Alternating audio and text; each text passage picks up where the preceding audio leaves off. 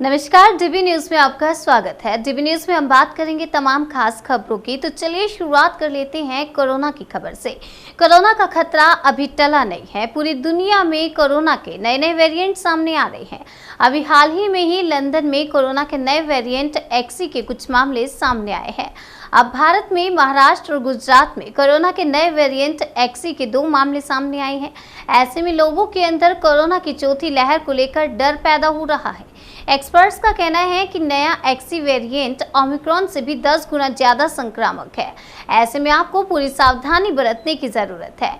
नए XC variant के लक्षण काफी हद तक ओमिक्रॉन से मिलते जुलते हैं, इसलिए कहा जा रहा है कि नया वेरिएंट एक्सी भी इतना ज्यादा गंभीर नहीं है। हालांकि आपको सावधानी पूरी बरतनी चाहिए। जानते हैं कोरोना के नए एक्सी वेरिएंट के लक्षण और कैसे इससे बचा जाए।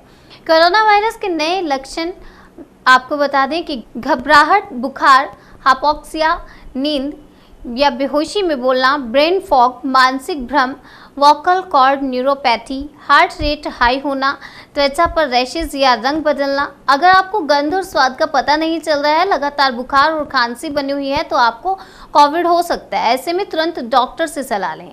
तो चलिए बढ़ते हैं आगे, सावधानी की बात कर लेते हैं। सावधानी में आपको क्या करना है? सभी को वैक्सीन जरूर लगवानी चाहिए और समय पर अपनी बूस्टर डोज लें। जब भी भीड़भाड़ वाली जगह पर जाएं, हमेशा मास्क पहन कर रहें। पब्लिक प्लेस पर कपड़े के मास्क की जगह सर्जिकल मास्क या N95 मास्क का ही इस्तेमाल करें।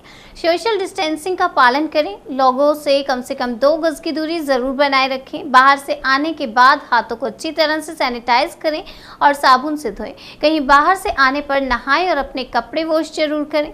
सर्दी खांसी से बचाव रखें और गरारे करते रहें। इम्यूनिटी बढ़ाने वाले फल और सब्जियों का सेवन जरूर करें।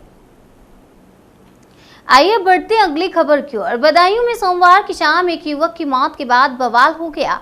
गुस्साए ग्रामीणों ने सड़क पर शव रखकर जाम लगा दिया। पुलिस के जबरन जाम खुलवाने को लेकर ग्रामीण लामबंद हो गए और उन्होंने कोतवाल की गाड़ी को आग लगा दी। अफसरों ने हालात पर काबू पाने के लिए पीएससी को बुला लिया। सोमवार शाम 6 बजे बिसोली के गांव मदनजुड़ी निवासी जितेंद्र अपनी पत्नी की दवा लेने साइकिल से बिसोली जा रहे थे। पीछे से आए टैंकर ने साइकिल को रौंद दिया।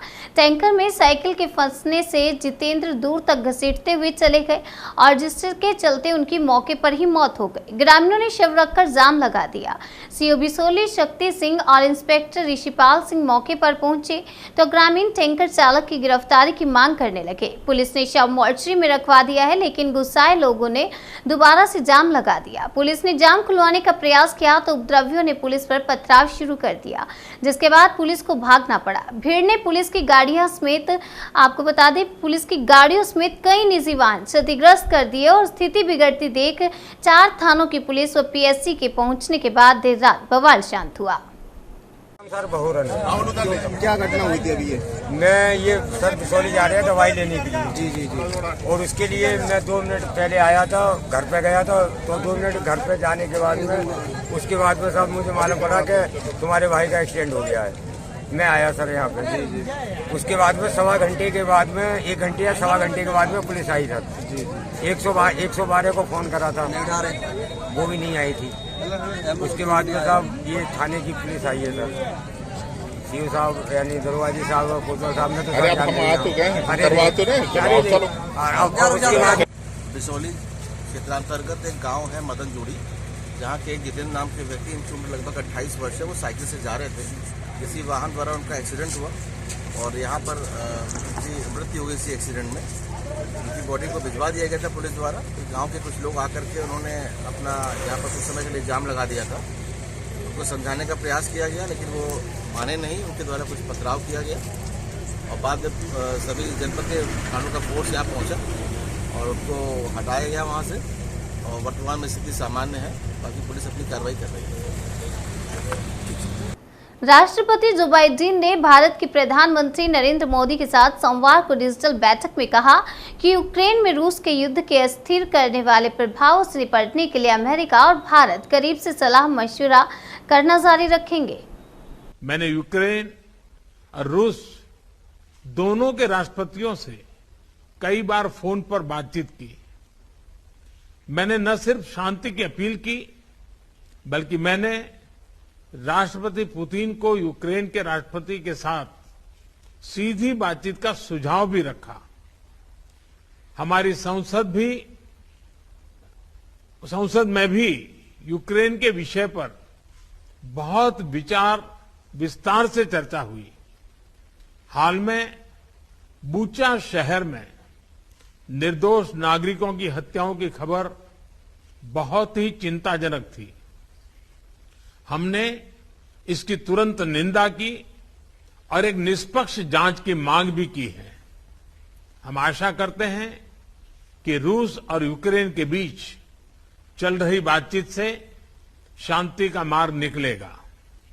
एक्सेलेंसी, हमने यूक्रेन में सिविलियन जनता की सुरक्षा और उनको मानवीय सहायता की निर्बाध आपूर्ति पर भी महत्व दिया है और जिसका अभी आपने प्रारंभ में जिक्र भी किया।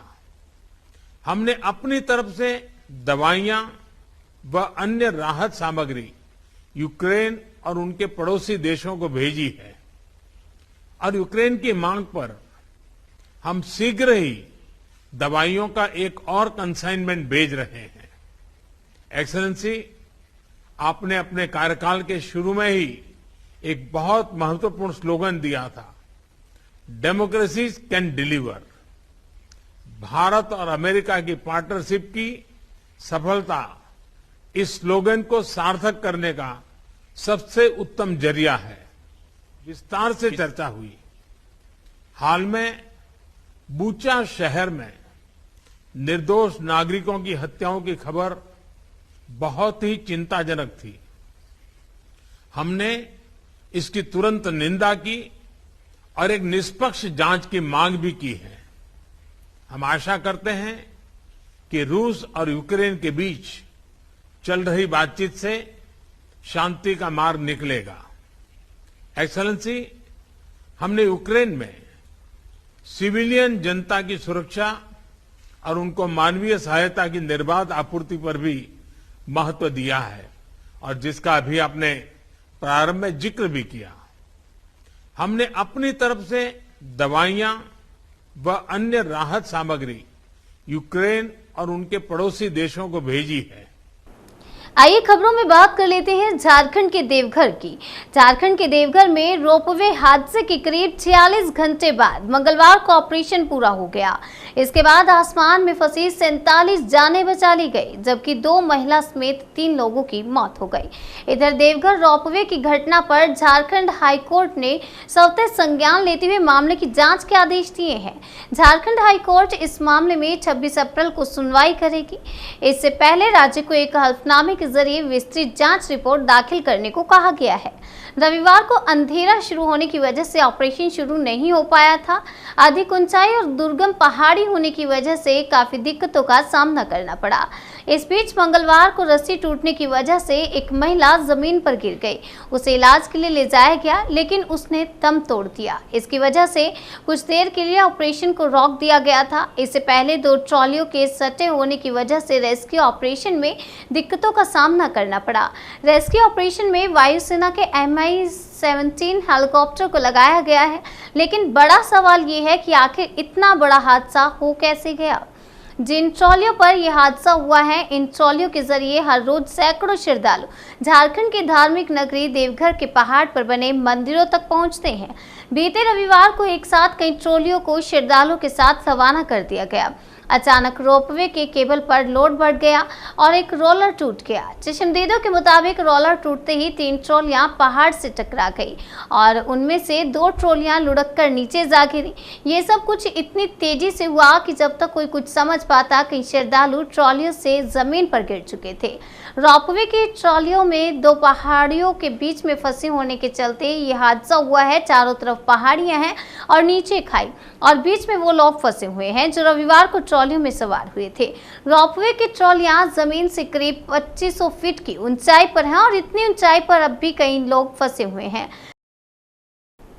अगली खबर मैनपुरी से है। आज जमीयतुल मंसूर के राष्ट्रीय अध्यक्ष पूर्व राज्य मंत्री जावेद इकबाल मंसूरी मैनपुरी पहुंचकर आरोप लगाया कि भोगांव पुलिस अभियुक्तों से मिली है, इसलिए 22 दिन बीतने के बाद भी किसी अभियुक्त को गिरफ्तार करना तो दूर, उनसे पूछताछ भी नहीं की है और न तो अपहृत महिला का कोई पता चला है। पूर्व मंत्री और मंसूरी समाज के नेता जावेद इकबाल मंसूरी पीड़ित मंसूरी परिवार के साथ जिले के पुलिस अधीक्षक AK राय से मिलकर अभियुक्तों की गिरफ्तारी और महिला की बरामदगी की मांग की। पूर्व मंत्री जावेद इकबाल मंसूरी ने पत्रकारों को बताया कि SP ने उन्हें जल्द ही अभियुक्तों की गिरफ्तारी और महिला को बरामद करने का आश्वासन दिया। उन्होंने कहा कि इस लड़ाई को मंसूरी समाज लड़ेगा। पूर्व मंत्री जावेद इकबाल मंसूरी ने कहा वे जल्दी लखनऊ में पुलिस महानिदेशक से मिलेंगे। मैनपुरी से SP से मिलने के बाद जमियतुल मंसूर की टीम भोगांव के ग्राम प्रतापपुर में पीड़ित परिवार के घर पहुंची। पूर्व मंत्री के साथ जमियतुल मंसूर उत्तर प्रदेश के अध्यक्ष हाजी रबीउल्लाह मंसूरी, नेता डॉक्टर अफसर मंसूरी, भोगांव के मंसूरी नेता हाशिम मंसूरी तथा बड़ी तादाद में अन्य समाज के लोग भी पीड़ित परिवार से मिलकर हर संभव सहायता का भरोसा दिलाया। जैसा कि आपको मालूम है कि भोगांव जिला मैनपुरी में एक मंसूरी महिला को जबरन शराब पिलाकर ग्राम प्रधान भोला यादव ने रेप किया। होश आने पर महिला ने परिवार को बात बताई। रिपोर्ट लिखाने जा रही महिला का ग्राम प्रधान भोला यादव और उसके गुर्गों ने अपहरण कर लिया और जब SP की चौखट पर कई बार चक्कर काटने के बाद भी परिवार वालों की शिकायत पर हल्की धाराओं में मुकदमा दर्ज कर लिया गया, लेकिन ग्राम प्रधान या उसके गुर्गों को गिरफ्तार करने की हिम्मत तक नहीं जुटा पाई। अब न्याय के लिए मंसूरी परिवार पिछले 22 दिनों से मैनपुरी, आगरा और लखनऊ के चक्कर काट रहा है, लेकिन उसे न्याय नहीं मिला, बल्कि गरीब मंसूरी परिवार को पुलिस खुद खोजने का दबाव बना रही है। पुलिस के आला अफसरों के आदेश के बाद भी भोगांव पुलिस अभियुक्तों को गिरफ्तार करना तो दूर अभी तक पूछताछ नहीं कर सकी है। मामले की गंभीरता को देखते हुए जमियतुल मंसूर के राष्ट्रीय अध्यक्ष जावेद इकबाल मंसूरी ने आज खुद स्वयं मैनपुरी पहुंचकर SP कार्यालय गए। उसके बाद पीड़ित परिवार से मिले और हर संभव पीड़ित परिवार को मदद का भरोसा दिलाया। आइए अब खबरों में रुक कर लेते हैं मध्य प्रदेश की और मध्य प्रदेश के खरगोन शहर में रामनवमी जुलूस के दौरान कई स्थानों पर पथराव और आगजनी होने के बाद हालात बेहद तनावपूर्ण स्थिति में है। हालात के मद्देनजर DM अनुग्रहा P ने शहर में कर्फ्यू की घोषणा की है। SP सिद्धार्थ भी गोली लगने से घायल हुए हैं। थाना इंचार्ज BL मंडलोई सहित 6 पुलिस जवान घायल हुए हैं। शहर में करीब 2 दर्जन स्थानों पर आगजनी की घटना हुई और कई स्थानों पर पथराव और तोड़फोड़ के कारण फिलहाल तनाव है। शहर के चप्पे चप्पे पर पुलिस तैनात है। IG राकेश सिंह और कमिश्नर पवन शर्मा खरगोन पहुंचे हैं। रामनवमी के जुलूस पर पथराव की घटना के बाद पुलिस और प्रशासन ने कर्फ्यू की घोषणा की है। मामले को लेकर 84 लोगों को गिरफ्तार किया गया है और इनकी लीगल प्रॉपर्टी को तोड़ने का काम किया जाएगा और जो शहर में नुकसान हुआ है उसकी लोगों से भरपाई की जाएगी। 50 जगहों को चिन्हित किया गया है, इन जगहों पर कार्रवाई की जाएगी। कमिश्नर पवन शर्मा ने बताया कि कल रामनवमी के जुलूस पर पथराव की घटना हुई थी। उन्होंने कहा कि प्रशासन ने हालात को नियंत्रण में कर कर्फ्यू की घोषणा की है। मामले को लेकर 84 लोगों को गिरफ्तार कर लिया गया है और इन 84 लोगों को जेल में डालना एक विषय है। इन लोगों की प्रॉपर्टी, अवैध निर्माण, अतिक्रमण, आर्थिक प्रहार बहुत बड़ा प्रहार होता है, उन पर तोड़ने की कार्यवाही की जा रही है। कमिश्नर पवन शर्मा ने कहा कि माननीय CM ने बताया कि इन लोगों से जो नुकसान हुआ है उसकी भी भरपाई कराने की भी कार्यवाही की जाएगी।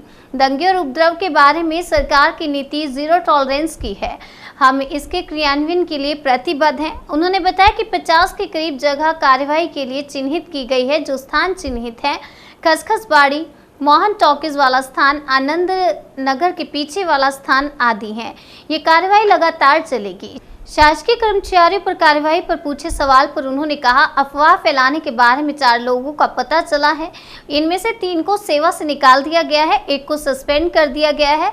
निकाले गए 3 कर्मचारी दैनिक वेतन भोगी कर्मी थे, 1 नियमित कर्मचारी था, उसे सस्पेंड किया गया है। सारे क्षेत्रों का मेन्यू और IG साहब ने दौरा किया और कार्रवाई की जा रही है। रामनवमी का जुलूस था, उस पर कल पथराव की घटना हुई थी, जैसा आप लोगों को पता है। उसके पश्चात से ही पुलिस और प्रशासन ने पूरे एरिया में अपना कंट्रोल में ले लिया है। कर्फ्यू की घोषणा हो चुकी है और उस के साथ हम लोगों ने जो आइडेंटिफाई किया, लगभग 84 लोग अभी तक गिरफ्तार हो चुके हैं। इन 84 लोगों पे जेल में डालना एक विषय है, साथ ही में इनके जो प्रॉपर्टीज़ हैं, जो इलीगल कंस्ट्रक्शंस हैं, एनक्रोचमेंट है, क्योंकि आर्थिक प्रहार बहुत बड़ा प्रहार होता है, उन पर तोड़ने की कार्रवाई की जा रही है। और माननीय मुख्यमंत्री जी ने जैसा बताया है कि इन लोगों से जो नुकसान हुआ है उसकी भी भरपाई कराने की कार्रवाई की जाएगी। दंगे और उपद्रव के बारे में गवर्नमेंट की पॉलिसी 0 टॉलरेंस की है और हम उसको इम्प्लीमेंट करने के लिए कटिबद्ध हैं। सर कितने जगह कार्रवाई अभी चिन्हित की गई है? अभी लगभग 50 के करीब कार्रवाई की जगह चिन्हित हुई है, कार्रवाई चल रही है और ये अब निरंतर चलेगी। कौन कौन से स्थान पर कार्रवाई होगी सर? कौन कौन से स्थान है इसमें चिन्हित की है? इसमें खसखस बाड़ी है, मोहन टाकीज वाला है, ऐसे बहुत सारे जितने भी स्थान है, वो आनंद नगर के पीछे वाला है, वो सब आइडेंटिफाई किया और सब पे कार्रवाई होगी। साथ के कर्मचारियों पे भी कोई कार्रवाई करें? हाँ, कुछ अफवाह फैलाने का 4 का पता चला था। 3 कर्मचारियों को उन सेवा से निकाल दिया गया है और 1 कर्मचारी को सस्पेंड किया ये गया। क्या नियमित कर्मचारी थे? 3 जो थे डेली वेजिंग वाले थे, उनको निकाल दिया और 1 नियमित ही से सस्पेंड किया गया। सर प्रशासनिक स्तर का जो जंग वाले क्षेत्र उनका दौरा हुआ है, क्या हालत है वहाँ पे? हाँ, सारे का हमने कल रात को ही 10 बजे के करीब से ही दौरे आरंभ कर दिए थे और जितने भी इलाके हैं, चाहे खसखस बाड़ी का इलाका है, आनंद नगर का इलाका है, शीतला माता मंदिर वाला इलाका है, सबके दौरे मैंने और आईजी साहब ने, पूरी टीम ने कल ही कर लिए हैं और निरंतर अभी पुलिस लगी हुई है, कर्फ्यू है। कब तक चलेगी कार्रवाई सर? कार्रवाई तो जब तक समाप्त नहीं होगी तब तक चलेगी। ठीक, thank you sir. DB news में आज के लिए फिलहाल इतना ही। तब तक के लिए बने रहिए हमारे साथ और देखते रहिए डीबी न्यूज।